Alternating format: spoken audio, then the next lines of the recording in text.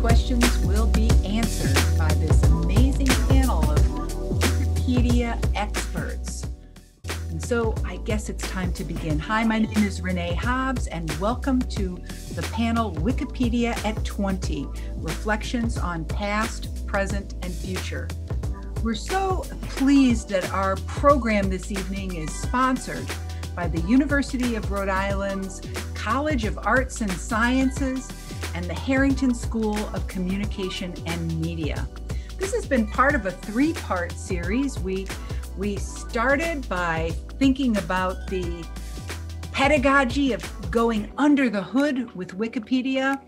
We then explored Wikipedia in popular culture, and tonight we bring a distinguished panel of experts to help us understand the past, present, and future of Wikipedia more deeply. I want to say a special thank you to the committee members for this program. Mary Moen, Frank Romanelli, and Norbert Mundorf. You've been absolutely instrumental to the development of this series, and here we are in our culminating event. We are absolutely delighted to introduce our panel members for this session. SHERRY ANTOINE is Executive Director of AfroCROWD. It's a Wikimedia initiative that addresses gender and diversity gaps in Wikipedia. David LANKES is the director of the University of South Carolina's School of Information Science, and he's the author of the Atlas of New Librarianship. Ryan Mcgrady has been involved with Wikipedia since 2007. He was first as a researcher and teacher, then organizer, program manager, and volunteer contributor. He wrote his dissertation about Wikipedia. Jason Moore is a Wikipedian who coordinated volunteer editors on topics including COVID-19 and the January 6th, well, what are we calling it? The insurrection, the assault on democracy, the attack on the Capitol. Jason, we're looking forward to hearing about your experience in reporting current events, documenting current events on Wikipedia. And finally, Frank Schulenburg. He's the Executive Director of Wiki Education, and he serves as the main interface between Wikipedia and educational institutions in the United States and Canada. Wow, we're going to have a great time together. Let me just preview what we hope to accomplish in about the next hour and 15 minutes. We're going to tackle 4 topics. First, we're going to address this issue about Wikipedia and its trustworthiness and its credibility. Then we're going to talk about the editorial practices of what's happening behind the scenes, what's going on in the editorial decision-making with Wikipedia. Then we'll turn our attention to thinking about Wikipedia in relation to pedagogy and lifelong learning. And we'll end up by talking about economics, thinking about how Wikipedia manages in this complex world of digital platforms, and what we hope and imagine for the future of Wikipedia. So let's get started, shall we? My first question is to you, SHERRY. So, you know, everybody says, true or false, anybody can edit Wikipedia. True or false? It's maybe. It's true that Wikipedia is open to anyone. And by the way, I just want to say thank you for welcoming us here today. It's great to see so many people here, and I'm looking forward to a lively conversation. And happy birthday, Wikipedia. But Wikipedia anyone can edit it. That's everyone knows. Who knows about Wikipedia knows that it broke ground and all over the world as a platform that anyone can be part of. Can be Wikipedians make up all different kinds of languages, or from all different parts of the world, all different backgrounds. And I think of it as, for myself, as a radical, exciting experiment in openness, right? But there are limits to even that kind of a vehicle. If you don't own a computer, if you don't have access to the internet, if you have a language barrier, for example, Wikipedia, like I mentioned, is written in many different languages, but most of the, if you want to really delve into the community behind Wikipedia, it's going to likely be, for example, if you go to one of our conferences in different parts of the world, it's going to be in English. We are moving forward in that. There are translators that are part of the wiki communities. There are barriers being broken every day in that area, but the language barrier does exist for a lot of people. And it's not just English, I should say that, but it is English centered. Also, I should also mention that during the pandemic, something that AfroCROWD does, AfroCROWD's focus is, as you mentioned, gender and diversity gaps, and we work primarily in improving awareness of the wiki community and all of the Wikiverse, and especially for new editors who are, learning about editing, and our focus obviously is going to be on being AfroCROWD, people of African descent. But something we learned during the pandemic is that when the libraries close, when the schools close, when other areas where people go to, if you don't own a computer at home, or if you don't have access to the internet that is reliable, then you're obviously not going to be able to use a platform that is based primarily online. Great point. That's my point of view on that. What I love about that is it is an in-between issue, isn't it? Anybody can edit, true, not true. Well, it's complicated. So my second question is to you, David, but I'm actually going to ask this question to all the people who are participating in this program today. What do you love and hate about Wikipedia? Put your answer in the chat, but David, tell us, what are your thoughts? What do you love and hate about Wikipedia? I love a lot more than I hate. I want to be really clear about that. I love the fact that it is open and in such a span of topics, right? The idea that there's no massive editorial board determining this is what is a good topic, this is a trivial topic, this is what's not a topic. So that openness of topics and discipline, the ability to participate, and the ability to participate not only in creating these, but editing these. I think I'm may be playing the role of the token librarian here, but one of the groups that is Librarians for Wikipedia that spent a good amount of time going through and looking at how they can enhance existing entries. So that's really amazing. It's accessibility, once again, given Sherry's well put caveats on that, but at least the idea that it doesn't take some sort of elite access or credentials to get in there and participate. The negative side, there's a fluidity to Wikipedia that can sometimes be a little disconcerting, particularly on hot topics as they move in. And as a scholar, that can make things difficult.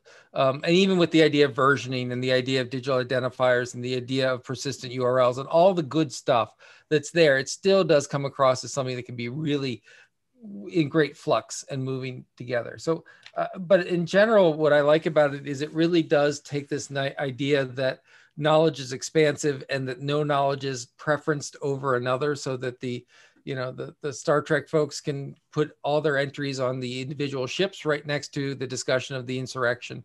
And then as a scholar, I can get to that and access it. Nice. Thank you so much. You opened up some interesting threads that we're going to carry along as we go. Ryan, one of the topics that came up in our brainstorming of questions was one that I hope you can answer. I don't know, maybe other members of the panel can answer this as well. What is the relationship between Wikipedia and other types of wikis, like, for example, WikiLeaks? Yeah, this is it's something that comes up pretty often. So Wiki is the kind of software that Wikipedia uses. And it's not the first one, it's not the only one. It was probably the first one to put it into encyclopedia form. But anybody can open a wiki. And I think the success of Wikipedia likely gave rise to a lot of people using the name as part of their brand. There are usually some certain connotations having to do with collaboration, ease of editing, usually some kind of a simplistic editing format, but they vary significantly. The Wikipedia, its servers are operated by the Wikimedia Foundation, which operates a number of other wikis like Wiktionary, Wikimedia Commons, Wikidata are some of the popular ones. Those are all sister sites of Wikipedia. But regarding WikiLeaks, zero. There's no connection apart from some of the basic elements of the platform. Got it. Got it. So Wiki is a type of software, and it can be and it could be used in different ways by different institutions. We're going to make us a little pivot now to address in specific the kind of editorial practices that have evolved in Wikipedia since the olden days. And so, Frank, my question is for you, as I think the person who takes us back to the very beginnings, or almost the beginnings of Wikipedia. What are the checks and balances that have developed to increase the credibility of Wikipedia, and what are some of the unanticipated consequences of these practices? Well, I think one of the things that some people might not know is that if you want to add something to Wikipedia, you have to have a credible source. And so that brings us back to what Sherry said, because you don't only need a computer and an internet connection in order to be able to edit Wikipedia, but you also need to, for example, live in a place where you have easy access to books, to journals, where you have access to a library. And at the Wikimedia Foundation, so I worked for the Wikimedia Foundation at some point. We got some feedback from women in South Africa who said, you know, like I would like to have access to Wikipedia because for me it's very difficult. Going to the library is kind of dangerous for me, and so I don't want to be robbed or something even worse. Does that answer your question? I think, what was the second part of the question? Yeah, the unanticipated consequences of these editorial practices that have evolved over time. So I think over time, like when you look at editorial practices, mostly on the larger Wikipedia language editions, it has become more and more difficult to participate. And I think that's kind of for me, that's one of the biggest unintended consequences is that when I started editing Wikipedia in 2005, there weren't that many rules and regulations, and it was so much easier to contribute. And if you start today, not only is it that the like low-hanging fruits are gone, it's not that easy to find something that you could contribute to, but it's also that you have to learn a lot of stuff in order to make your first edit without being maybe attacked by others. And so I think Wikipedia has changed a lot. Talking about like 20 years of Wikipedia, the Wikipedia that we look at today is not the Wikipedia that people know from the early days of Wikipedia.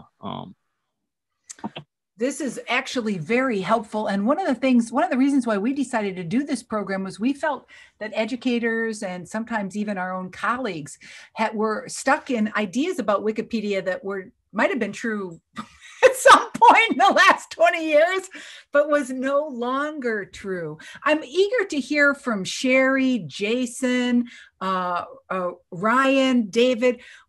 What are your thoughts about the checks and balances that have developed to increase the credibility of Wikipedia? You know, if I could just jump in really quickly on the perceptions issue and checks and balances, because I've been looking at the chat, and one of the questions was, you know, one of the issues we have to deal with is how easy it is to get to. And so therefore for students, it becomes the one and only stop. And it's been very interesting to see the evolution in using informal education settings. And I'm familiar most with the US formal education system, but that idea that, you know, if you cite Wikipedia, it's an instant failure or whatever it is, or you won't be accepted, et cetera. And what's been interesting is to see a slow, way too slow evolution to understanding that Wikipedia is actually a brilliant starting off point, right? It's a really quick first glance, and then you just start going references, and you really dig deeper into the topic.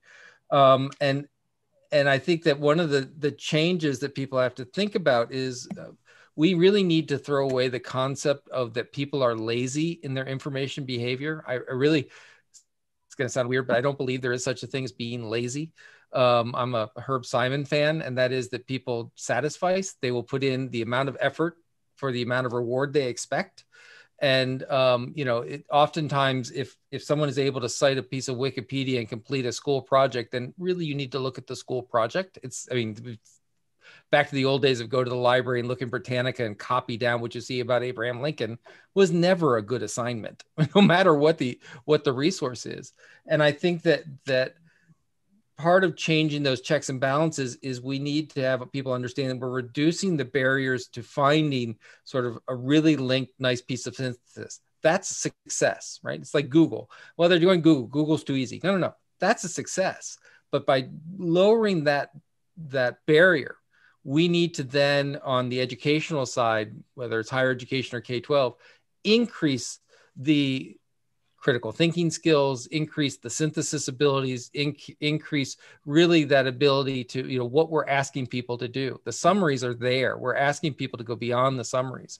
And so I think that's, sorry, I'm not directly related to the topic, but when you look at the checks and balances outside of Wikipedia, that's one thing that we need to talk about in the educational setting is that we're using the wrong checks and balances. You know, the check mark is, well, that's the source, and that source is somehow evil, wrong, or bad. Which, by the way, I think goes to what Frank was saying, which is it's great to say you need a credible source, but we're all realizing that that's not a universally defined thing. But we need to really balance that with, you know, we need to up our game in how we use Wikipedia in an educational setting. So it's no longer just a matter of learning how to access something.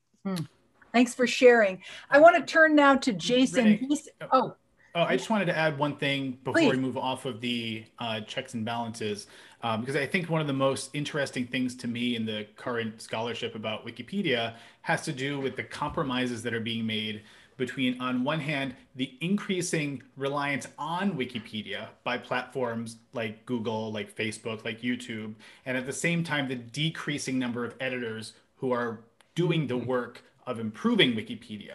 And all of the different compromises that are being made in order to cover that gap. So things like running bots and tools and automated scripts that allow one person to be kind of like a power editor, or to have bots, you know, these sometimes AI powered, sometimes just scripts going through Wikipedia, and having that be the first point of contact for many users is a person that's not a person.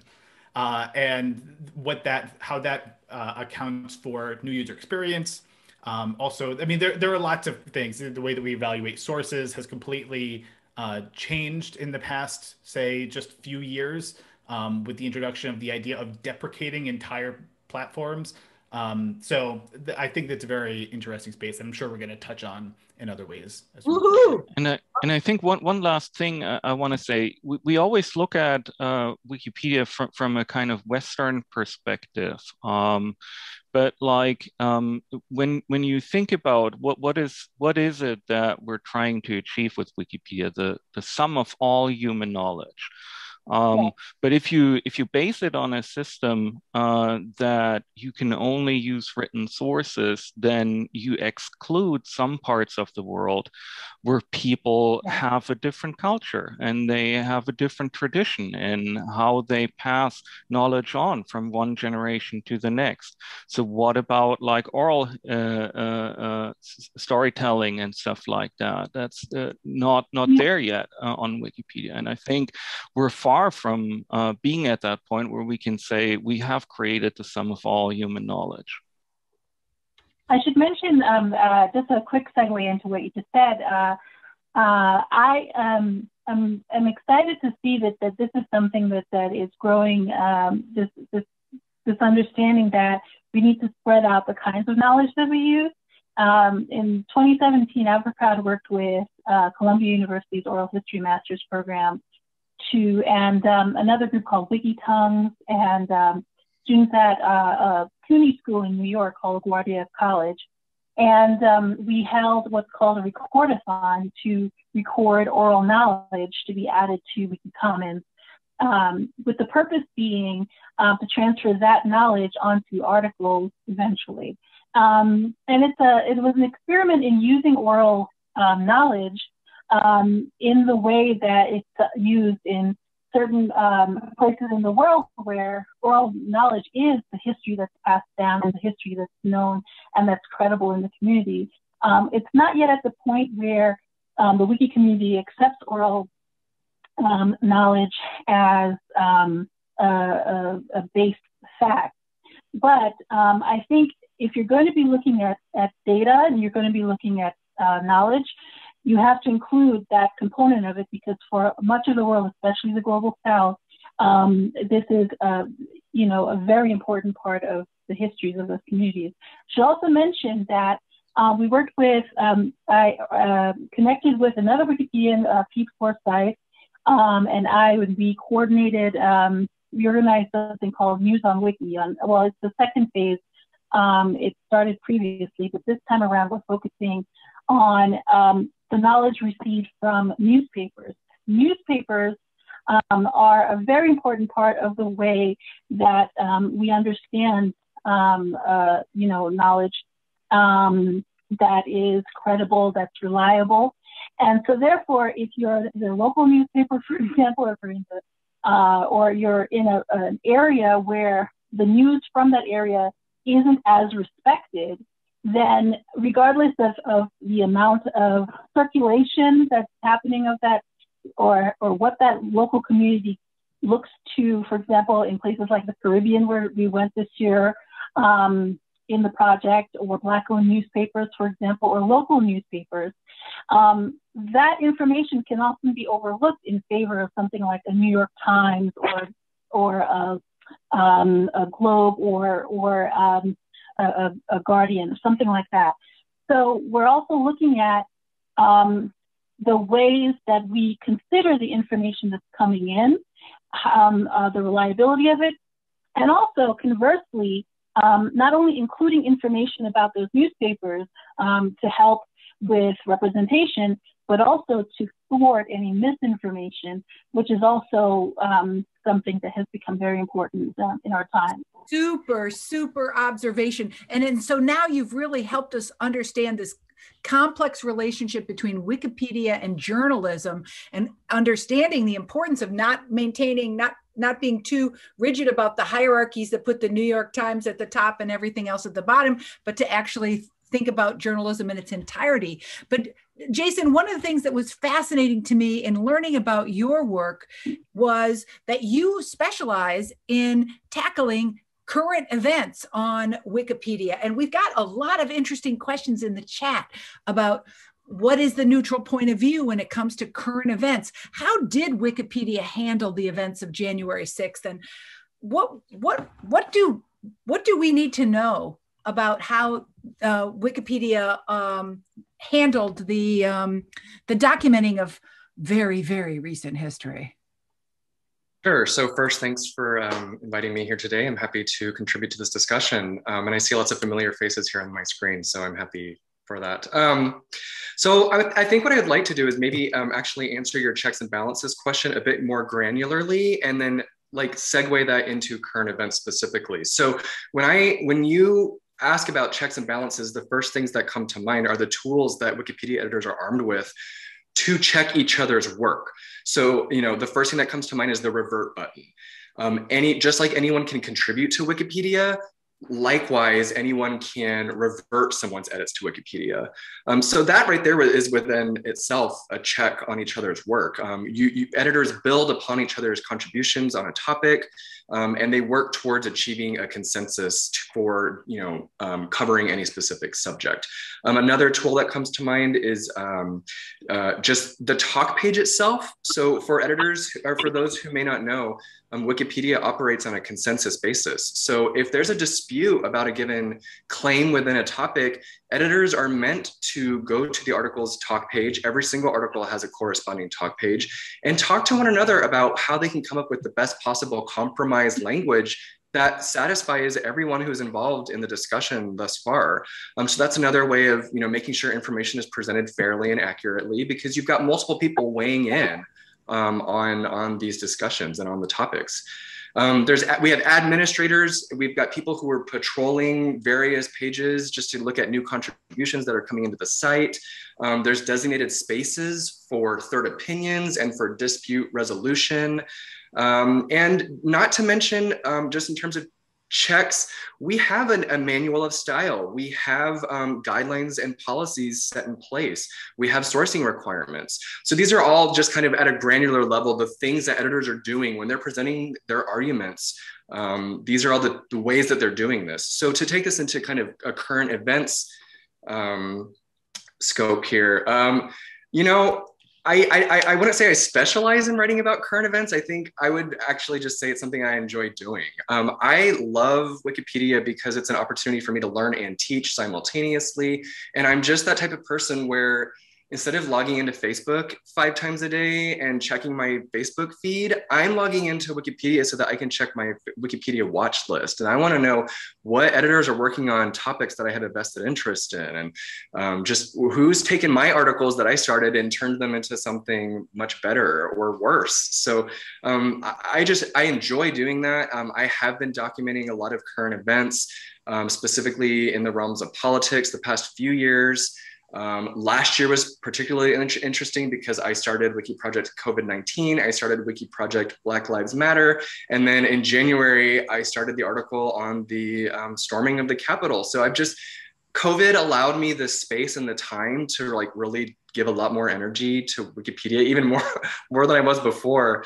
So I've just had a lot of experience lately talking about these controversial topics. And to answer your question very briefly, sorry, I'm being verbose here. Editing topics that are about current events is really just like editing any other topic, except with a lot more interruptions. So when I think about January 6th and I'm watching TV, what's happening unfold, and I'm on Wikipedia, trying to not summarize it myself, but base it on sources, but also I'm just open-jawed watching what's happening on my screen. It's unfathomable. I can't believe what's happening in front of me. Everyone else was doing the exact same thing I was. So it's just every time you tried to contribute to that Wikipedia article, it was edit conflict, edit conflict, edit conflict. And the number of discussions happening on the talk page were just starting one after the next. And so it's really more about just the pace and the intensity of the edits that come to mind when I think about editing topics around current events specifically. I've said a lot, so I'll let others weigh in, please. Frank. Can I just respond? I was hoping you would. Yeah, because one thing that I find fascinating, I'm an editor, obviously. I'm a contributor to Wikipedia, but I also read Wikipedia quite extensively. And if you ask me, what do you hate about Wikipedia? Well, sometimes I hate getting lost. I start somewhere, I read an article, and I click on the next article and on the next, and I end up in this maze of articles, and I cannot quit reading. And for current events, what I find fascinating is I just looked at Wikipedia is being written in more than 300 languages. And I just looked at this morning, I looked at the article about the storming of the Capitol, and I was just curious, when did, because I'm mostly active on the German Wikipedia. I'm originally from Germany. I came to the United States in 2008. And I looked at the German Wikipedia article about the storming of the Capitol, and there was someone at 4 o'clock at night saying, you know, well, this seems to be something that is notable. There seems to be something going on in DC, and I'm not sure. I'm just going to start this. And so this person from Switzerland actually started that article about the events in DC. And I find that one of the most fascinating aspects of Wikipedia, that people from all over the world, there's an event happening, and from all over the world, people suddenly start writing articles in their own language, and you see when you look at the languages, you see more and more language versions of Wikipedia cover this event.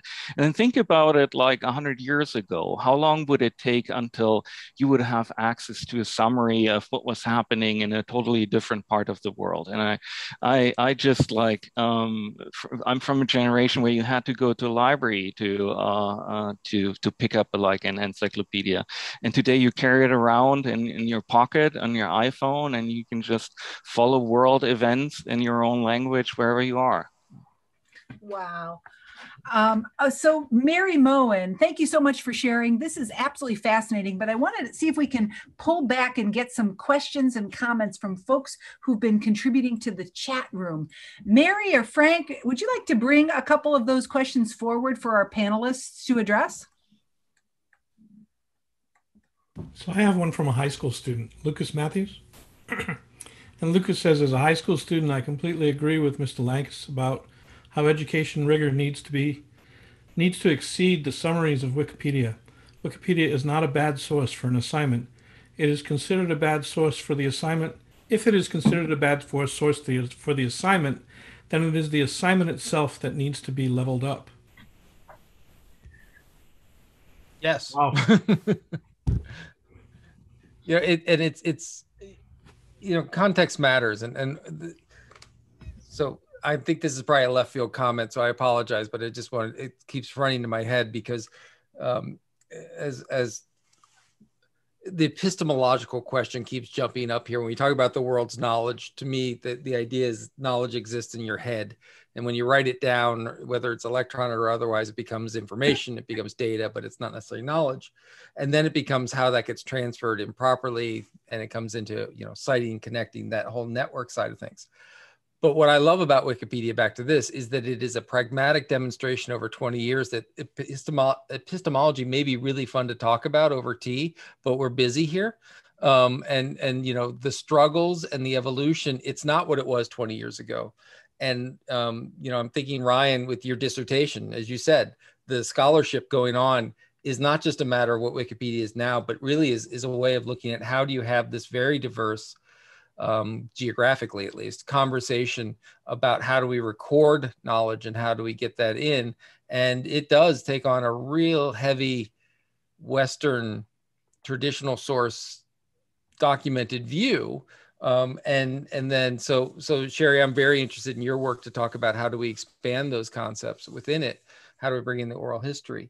But what I love about with education more in the summary is, can we make students part of that conversation as well? Because when students were using traditional sources like the Britannica, I mean, I back 20 years ago, it was like, why would you use Wikipedia when Britannica is much more authoritative? And it's like, well, why? Well, because they have editors. It's like, who have points of view, who have bias, who have perspectives, who come from all the stuff. And in Wikipedia, at least you're seeing it in front of you. And you can witness the dialogue and the sort of academic foment that's going on. And I think that if, as educators, we're missing a real opportunity if we don't force people, including ourselves, to go to that talk page. If we don't force them past the summary into the history, if we don't force them into looking at the editorial guidelines, if we don't, with information literacy, we often stop at Wikipedia is a questionable source because you got to do this. We don't start with Wikipedia is an amazing demonstration of how information literacy skills are crucial to working in today's society and how you debate a point of view. I saw in the conversation the notion of being neutral or objective. I'm in the world that says you can't, period, enough said, done. But that idea of, compromise to the truth, the idea of what do you do with not just controversial topics, but when you have very different worldviews. And I think that's, to me, back to the utility in educational settings is, yeah, the summary is great, but you should look at the community, because that's where the real, Wikipedia has done an amazing service to people in the information science and information literacy domain, because they have made absolutely clear in documented form the fact that compromise, discussion, all of this stuff occurs. Wow, fascinating. Ryan, Frank, Sherry, Jason, can you help us understand how the Wikipedia community thinks about folks, not just in higher education, but also in K-12 education? And what kinds of recommendations do you have for how teachers and students should be using this powerful information resource? Well, if I can speak up, we love working with professors, with students, librarians, archivists. We work with everyone. We love working with anyone who is open-minded about sharing information and knowledge. And these communities are naturally where the knowledge is. So if you have a respect for knowledge and sharing knowledge, then that is the perfect community, and professors and teachers and students often fit right in that, as well as librarians, I should add. One of our, I think I saw Christy. Christy, are you here? I think one of our professors is actually on this call. We've been working with students throughout the pandemic, by the way, I should mention, and with professors in many different formats. For example, AfroCROWD has worked, I mentioned Columbia already. We've worked with medical school in the past. We've worked with professors of linguistics, for example, because we also work with the language community to add translations of articles on Wiki. We're going to be doing something. We've been doing things with the environment, for example, translating articles from one language to another in the environment. One thing I should say is that we've learned through working with many different kinds of universities and colleges and teaching environments is that a barrier that's often the case for people just approaching using Wikipedia is, as we've talked about, is it credible? We know it's influential. It's the 6th most visited website in the United States, 13th in the world, largest volunteer community in the world. But it's that notion of, okay, can we trust the information? So we've already talked about that, and we know that the grounding is the bibliographical information in the reference section, right? So if you're a student just getting started on something, you can go to that section to find that rooted information. So we've connected with Wiki in Education and Wiki Education separately to put together, work with professors to put together ways of weaving that kind of discovery information. And also, it's a good forum to talk about, the knowledge that's included in there and the process and how to do research and what's involved in getting cited information, the format of the bibliographical information. There's so many avenues to learn so many different things, and you can start with so many different topics. I mentioned News on Wiki, which is a project I've been working on with,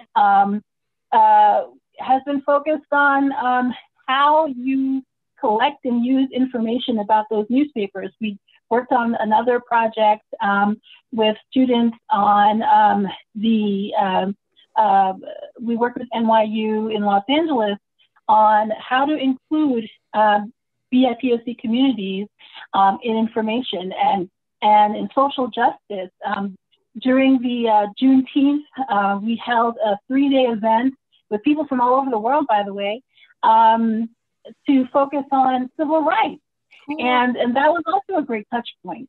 So yes, I can go on and on about it. Fascinating. Yes, I definitely love working with professors. To add to that, yeah. I think the relationship between higher education and Wikipedia has shifted quite dramatically over the last decade.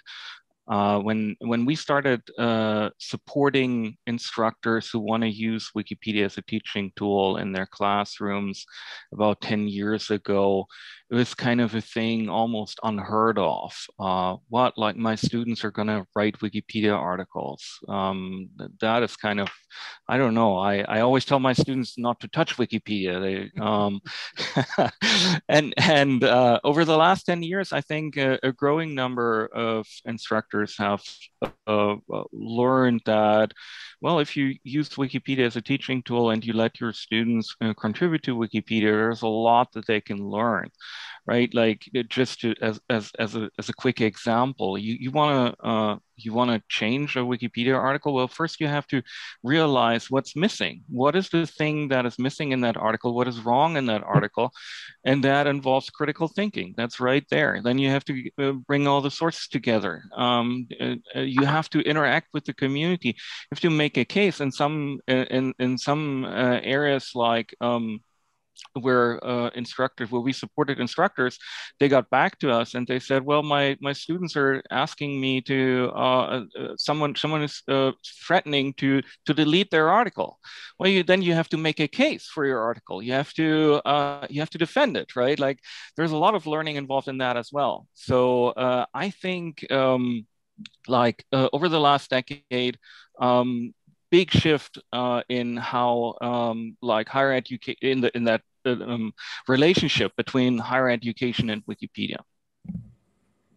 If I can also add another component to that relationship between higher education and Wikipedia, I think that Wikipedia gets kind of a bad rap for its relationship with experts.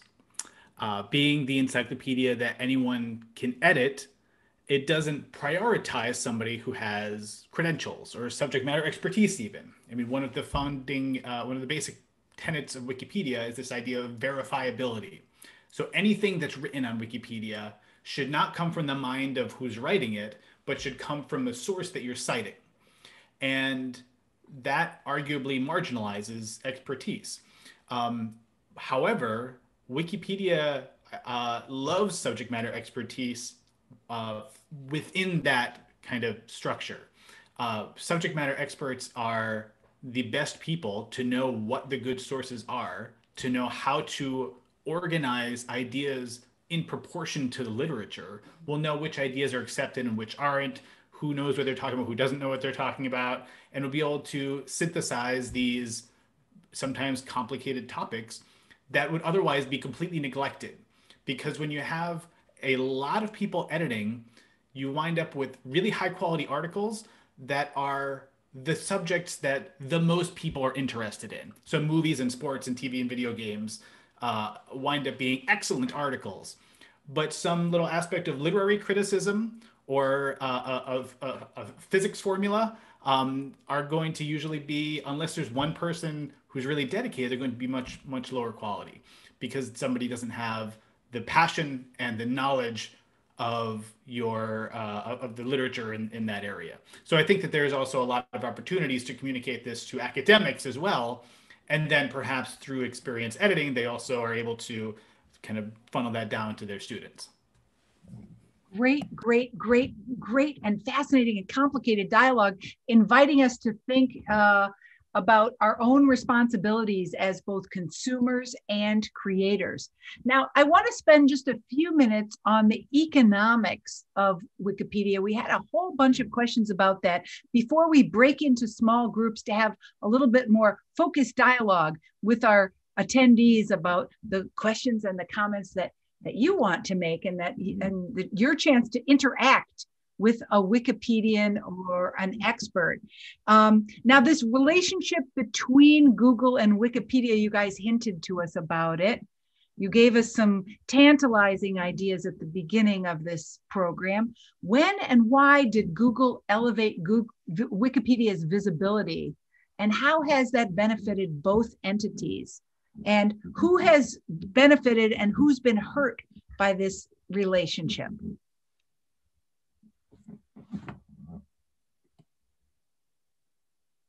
Can you help us understand it?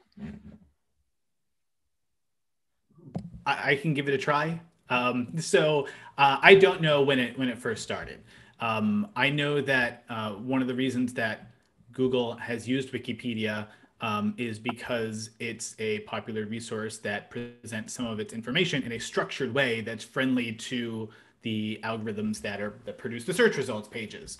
And so like the little boxes that you see in the top right corner of so many Wikipedia articles, the information from those boxes are often filtered into the Google results.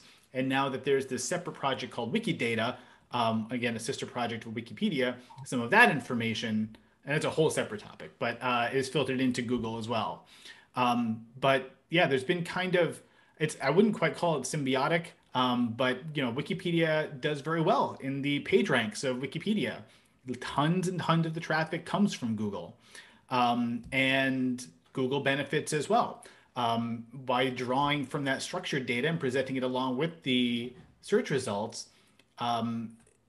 There's a little bit of a controversy though, because a lot of people see that information and don't go through to Wikipedia and don't see the banner that says donate, and Wikipedia loses out on that. So there's actually a very new development through the Wikimedia Foundation, which has only just announced a for-profit entity which will allow these big tech companies, or I guess anybody, to pay for access to their API, to that structured information for use in their services.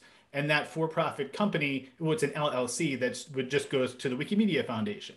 But it's turning, there are lots of really active discussions about the role of this move within the larger movement. I don't have all the information. It's really very, very new over the past week or so. But needless to say, it's evolving. The thing that I found most fascinating is starting in roughly 2016, we've seen Google, Facebook, YouTube, all of these big platforms turn to Wikipedia as this sort of bastion of reliability against fake news and alternative facts, which was a real interesting turning point from Wikipedia, which had since up until that point been the unreliable weirdo that's somehow popular and your students shouldn't use. Now it's the one that's everywhere, and which so many companies are relying upon.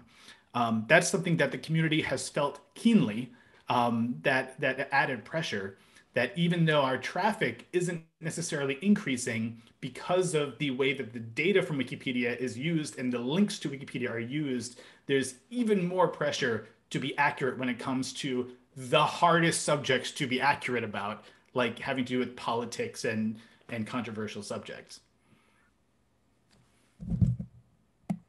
Wow. Thank you for sharing. Anybody else want to weigh in this question about the economics of Wikipedia? Norbert. There's actually a question from Nathan that says, hi, I was wondering if Wikipedia would be interested in getting more exposure. I'm not sure exactly what that means, but it's, so he feels that Wikipedia could get more exposure. I wonder if you can talk to us, Frank or Jason or Sherry, about your sense of this decision that's been made about a for-profit way to sort of basically support Wikipedia, right, in the future. Will that mean the donations will go away? Or how will Wikipedia change in the next 20 years? Would you, if you had a crystal ball, you don't know for sure, but what's your prediction, Sherry, Jason, Frank, Ryan? How will Wikipedia change? I can't speak so much to your first part of your question, but the second, I believe that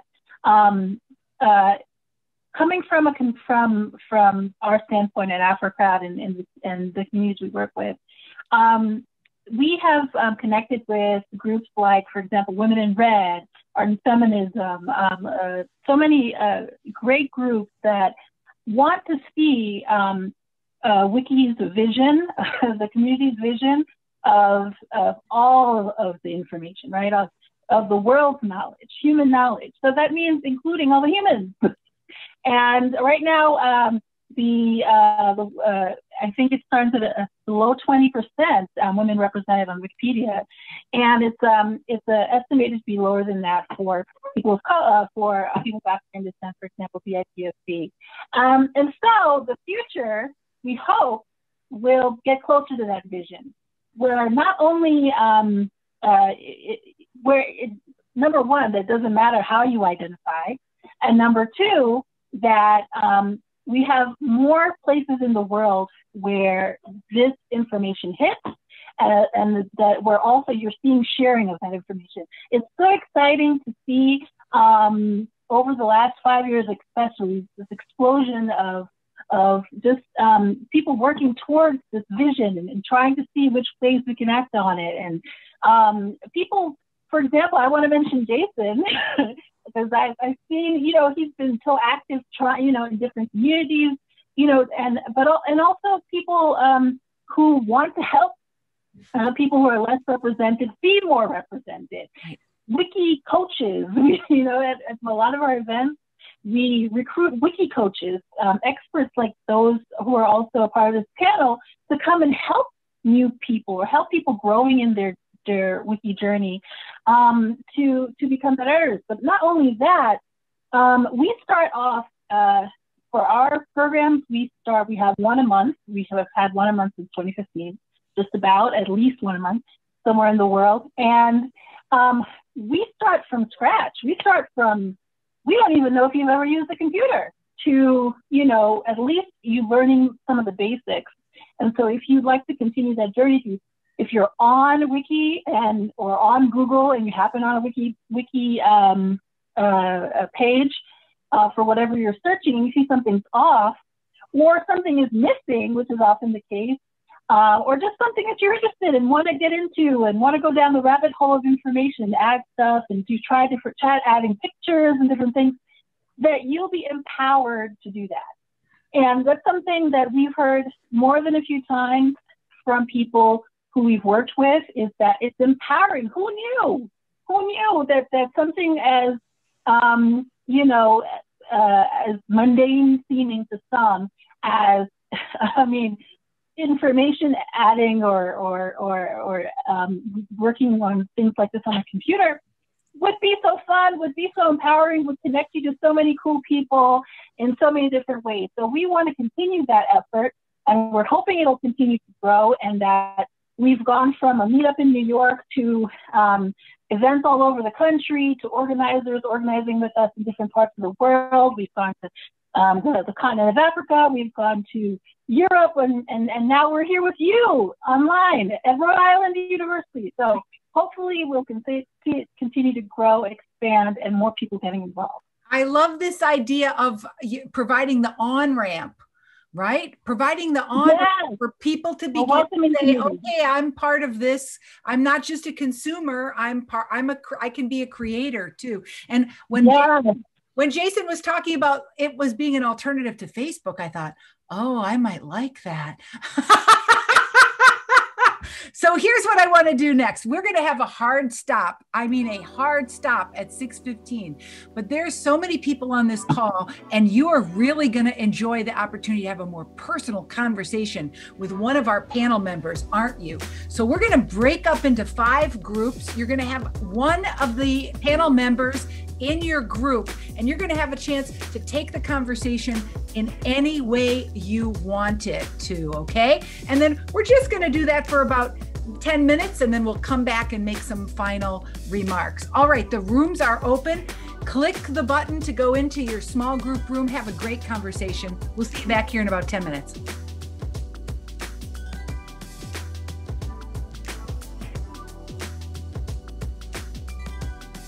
Can you help us understand how you think about correcting errors in Wikipedia? This is going to sound like a really straightforward answer, but the truth is, if there's an error and you're aware of an error, you go in and you fix it yourself. If you're not comfortable going in and updating the markup for the entry on your own, you can always go to the article's talk page and say, listen, the article currently says 27 and I read 31. in this article, what's the cause of this discrepancy here? So you can even just raise the question. You can identify a content gap. You can share a source that you found that presents a different perspective. The purpose of Wikipedia is to present all the perspectives, right? So it's to give due weight to the different ways a topic is covered, and to kind of synthesize all of that information and all of those sources and package them together and present that as a final product to a global audience. So, you know, it's not the same in the sense that, you know, if a news source presents inaccurate information, they have to like resubmit something with like a disclaimer and say we did this thing and it was wrong, sorry about that, here's what we did differently. We don't quite do that. We just update the new page so that it reflects the most accurate and up-to-date information. Cool. Thanks for sharing. Who's got a question?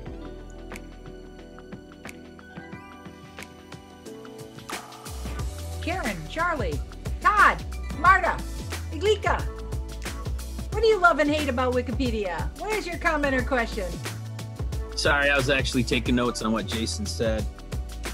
I'm a 7th grade social studies teacher, and one thing that I struggle with is when I allow the kids to use Wikipedia as a source, you know, the search that they do can literally circumnavigate the guidance software that we have at school. So that's kind of like being able to, I don't want to use the word control because it's a little too big brother for me in my classroom, but like, I mean, there's so much they could look up that could get me in so much trouble as like a public educator at, you know, a middle school level. My kind of initial thought about that is, I've done a lot of education work related to Wikipedia in terms of like helping professors and students learn how to contribute to Wikipedia. And what I always start off those presentations with is a reminder that no one should just be going to Google and searching something and then taking their immediate findings and just assuming that that is fact, right? And likewise, when you go to Wikipedia, I think that is an amazing first foundational record to provide to students, to give them a baseline overview of the topic with the disclaimer that one is meant to use the sources that have been used there as a platform for further exploration. The thing that I like, going to the part of your question, which is related to like content and like appropriateness, I feel like that's why Wikipedia is a really great starting point for a research topic, because 99 times out of 100, those sources are going to at least be appropriate for viewing on a school computer. You know what I mean? They're at least going to be a close to ideal source, even if it's not a perfect source. So you're at least sending students to vetted content that can direct them to other places on the internet that are generally safe for, you know, that age group. And I do always encourage people to use the footnotes and the references as a place for you to start your research. Still go do your own you know, research and critical thinking, but I've always tried to at least make the point that you can't just go to Wikipedia, assume it's fact, and then copy and paste that, use that for your school assignment. That's not enough, but it's a great starting point for student research. Thank you, Jason. Sure. May I? Sure. Hi.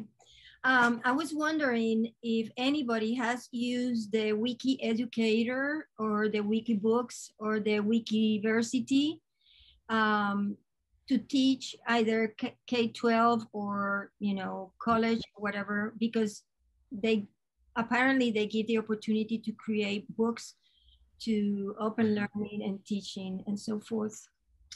Gosh, I wish I had more experience on some of those sister projects, but just for those of you who may not be familiar, when we think of Wikipedia, the vast majority of people think about English. I'm speaking as an American right now. I know we have people here from all around the world, but most Americans think of Wikipedia as English Wikipedia, right? When really there are over 300 Wikipedias, And then within the Wikimedia umbrella, we have Wikimedia Commons, Wikidata, Wikiversity, Wikibooks, and there's all these other sibling projects related to Wikipedia.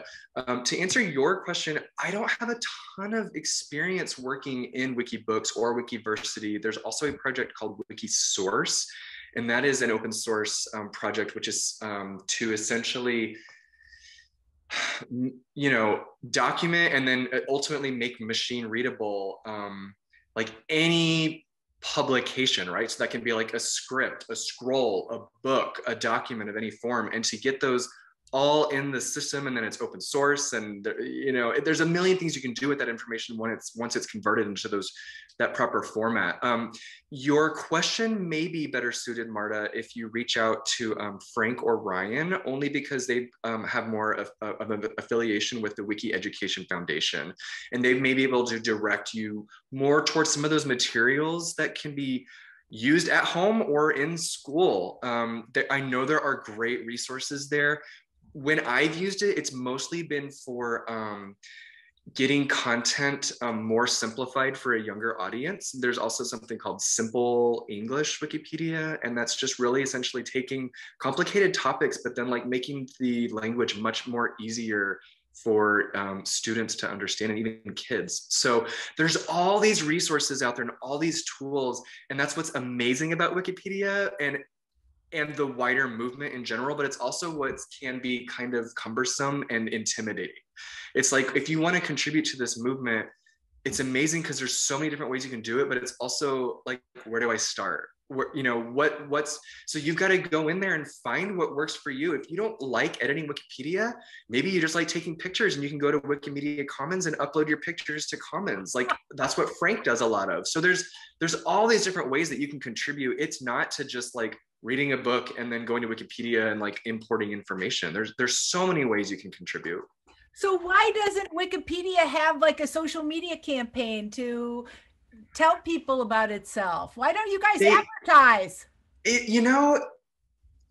I've always wondered why there's not just a commercial on TV that's like, we're Wikipedia, join us. There are lots of ways that Wikipedia does do outreach, and a lot of that, keep in mind, is actually splintered groups within the community who form their own project, and then they take it upon themselves to do that outreach. So it's not like the staff of Wikipedia or the Wikimedia Foundation are tasked with outreach. Like, that's just something, it's a volunteer project at its core, and so those decisions are left to the community. The foundation itself, they're focusing on servers and staff and accountants and operational details. The scope of the content within the projects is solely up to the community. They have no say in that. So we do the outreach. If I want to lead a LGBT project for Pride in the month of June, I can start a Twitter handle and go say, come join me to do this thing. I don't need to rely on the foundation to do that for me. So it's a great decentralized. It's structurally decentralized, even at that level. Oh, absolutely. Yeah. So, and I lead lots of different types of projects to do different, coordinated efforts. So, I, during COVID, I started a COVID project, and we got hundreds of editors to come focus on all the hundreds of COVID-19 related articles. And then Black Lives Matter movement erupted, and I started a project for that. And, you can use those to leverage ways to reach out into a wider audience and say, if you're interested in this particular topic, or if you want to feel empowered to make sure we're covering, sexual and gender minorities or racial minorities in the most constructive way and complete way, join us. So a lot of that is outsourced to specific projects.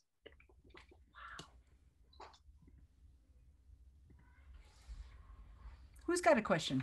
Comment? Go ahead. It's a quick comment, maybe. I really like what you said, and in this train of thoughts, I very much like this metaphor about sandbox, the place when you start when using Wikipedia, and I would compare it with a playground, and when children are trying to establish some connection with each other. So when you're searching the point to start contributing, it's maybe somehow similar. And other reason that I love the Wikipedia is because to me it's exactly in the intersection between media and information literacy. I'm really much, very much like this framework of UNESCO. So it is exactly in the intersection. And last but not least, because we were talking about different projects of Wikimedia, what happened with Wiki Tribune? I very much like this idea of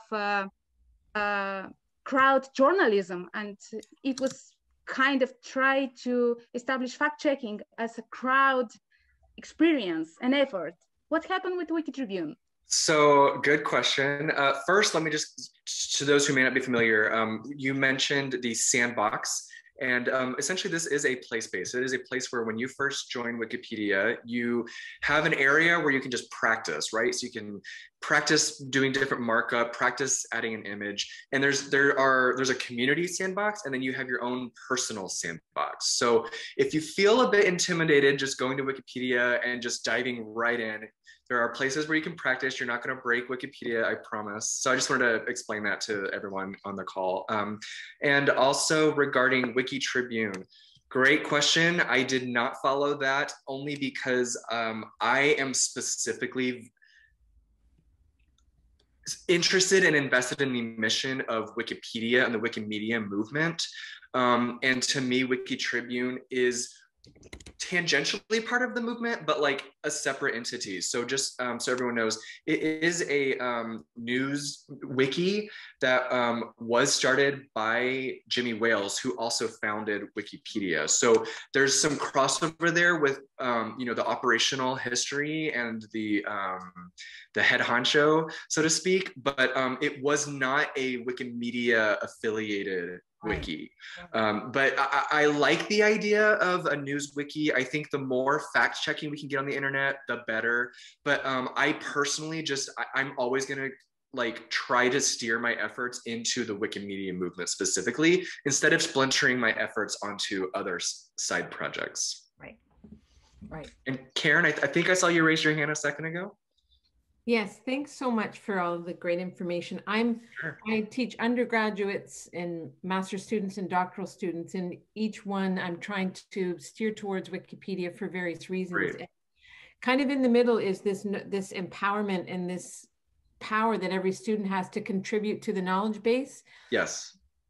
In terms of their reluctance, I have been wondering if anybody has done sort of a deconstruction of how a Wikipedia page happens, like having students go and kind of working backwards to all of those pieces and the processes that went into it, so that it's humbling, but they see that this is the process that should happen everywhere. And it actually does go into a research paper or a book chapter, but you don't actually see it. And Wikipedia allows you to do an X-ray. Yes. So to answer your question, I don't know specifically, like in terms of if there is a specific video or resource out there where someone has specifically taken an article and broken it down and showed the back end and showed the history and showed how it developed. But again, the Wiki Education Foundation, I am sure, could get you some really great materials. Also, you may just try Googling or YouTubing like Wikipedia history or something to see if there's any just like fans out there who kind of took an article as a specific project and broke it down. But what I can speak to is when I'm doing presentations in an academic setting, I always be sure to go to a Wikipedia article, show the article's history to demonstrate to students that every single edit that has ever been made to that page is saved. It shows who made the edit, when they made the edit, what the specific edits were. I then go to the article's talk page and I say, here's how editors discussed what was wrong about this one thing. And here's how they decided this one thing. So there are people like me who are willing to come up to, meetups, and I see we have less than a minute here, and are willing to give those demonstrations to show how an article is developed, what are the rules around that, etc.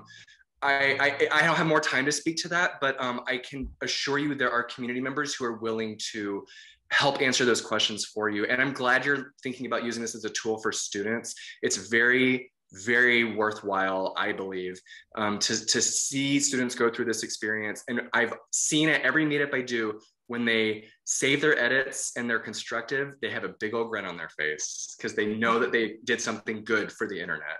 10 seconds left, I'm sorry. Oh, that was perfect. That's exactly right. So that empowerment perspective, we want Yes. everybody to have that. Boy, Absolutely. I love that question. I love the idea that maybe we could.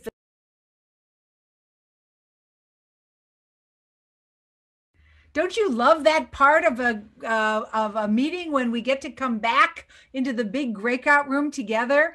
What a great discussion. If you had a great conversation in your small group, will you put your thumb up or otherwise signal? It was great to be able to have a small group discussion with each of you. And what I'd like to do is I'd like to hear from the audience now. You folks have been listening to this great set of panel members, and they've been sharing some really interesting insights. But now we'd love you to offer an aha or an idea that you think is important to bring back to your own community. What's an idea that's meaningful to you about Wikipedia's past, present, or future that you'd like to share with your larger community? Who wants to go first? I'm going to hear from 3 of you, so step right up. I'll just dive in and say that I teach a generation that is much maligned, the students who are, 18 to 21. And I think we're just so underestimating them because this sort of democratizing platform is exactly what gets their engines running. And the more we introduce them to what's under the hood, so to speak, to see that they can put their voices out there, I think it's better for all of us to have more of those voices, because I think we underestimate how much they care about the impact they make based on their views and their advocacy in multiple forums. So powerful. Thanks for sharing. Who's next? I see Peter Bolin has his hand up. Pete? Hi, I'm sorry, my I have an issue with my camera for some reason today, but no, I just wanted to say that I when it comes to the democratizing of information and how important it is, and I said this at the last seminar. You look at an app like Waze, where we use, it's like a map application for driving, and how we can inform each other that there's an accident by exit 4, or, there's a police officer hiding up by, such and such a street. And I think it's so important that everybody can add to this platform. And I think it's time that we, at least in secondary education, it's always been like, never use Wikipedia, where now I really think it should be the first stop to any research project. Thank you for sharing. Who's next? What's an insight you want to take away back to your community? Hi, I'm on vacation and I'm still so happy I tuned into this. It's just been wonderful. I'm a brand new media literacy teacher, and I have learned so much. And I guess one insight, one takeaway, one insight is just this whole idea of using Wikipedia as a tool for how a conversation takes place and how research takes place, as opposed to the final product of information.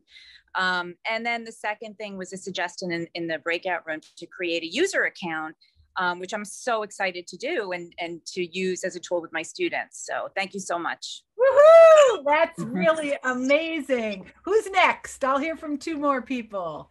What's one insight that you want to take back to your own community as you've had this, as we're coming to a conclusion of our dialogue about Wikipedia? Mark Newton raised his hand. Hey, Mark. Turn on your microphone. Tell us your thoughts. Got to turn on that microphone. I'm really interested in the media literacy component, obviously, and how Wikipedia can be a leader in that and actually help us navigate a very complex world, kind of like a one-stop shop or something like that. But I'm really curious about the ideas that could just, in the next 10 years or 5 years, what does media literacy look like, and what could Wikipedia do to really make it work? I like that idea. Let's keep talking about the relationship between media literacy and Wikipedia. We want to explore that more. 2 more comments and then I will let you go. What's one idea from the panel discussion that you would like to take back to your own community? What's an insight? Lisa. I just want to say I just met 2 other middle school librarians like myself, and we just decided we're going to try to meet up and come up with some good lesson plans and ways to also turn our colleagues over to the dark side or the bright side. I don't know how you want to say it, but if there are any other middle school people on here that want to join up with us, let us know. Wonderful. Happy to hear it. Iglika, I see your hand is raised. What's an insight you're going to take back to your community in Bulgaria? Yeah, just wanted to share that Wikipedia is a step in my course in a European approach to media literacy, and just made this short survey with my students. And one of the last question is if Wikipedia is media in legal sense, and after that in Marshall McLuhan's sense, where medium is the message. So half of my students think, and I agree, that Wikipedia is a medium, a separate medium that is modeling the kind of the message. So this is what I wanted to share. Marvelous. Always good to get Marshall McLuhan in any of our webinars. We are so delighted that our panel members, Ryan Mcgrady, Sherry Antoine, Jason Moore, Frank Schulenburg, and David Lankes were able to join us. Let's give them a round of applause. Thank you so much for participating today. And Frank and Norbert and Mary, thanks for making it possible. We're really glad you were able to join us. Stay tuned and hope you'll see us at the Media Education Lab another time. Bye now, guys. Thank you so Bye. much. Thank you.